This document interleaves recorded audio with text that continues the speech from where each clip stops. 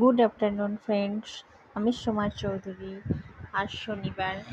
আজ আবার একটা ভিডিও নিয়ে তোমাদের কাছে আসলাম। আজকে আমাদের যেহেতু শনিবার, তো আজকে খিচুড়ির দিন। প্রতি শনিবার আমাদের বাড়িতে খিচুড়ি হয়, ওই দিন নিরামিষই। তাই আমি আলুর যে চপ, সেই আলুর চপ করছি।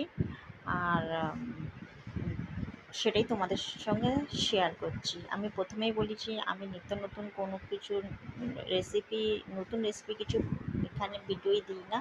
যেটা আমার বাড়িতে রোজ রান্না হয় আমি সেটাই তোমাদের সঙ্গে শেয়ার করি। প্রায় আমার আলুর চপগুলো ভাজা হয়ে গেছে, তবে এগুলোকে তুলে রাখলাম।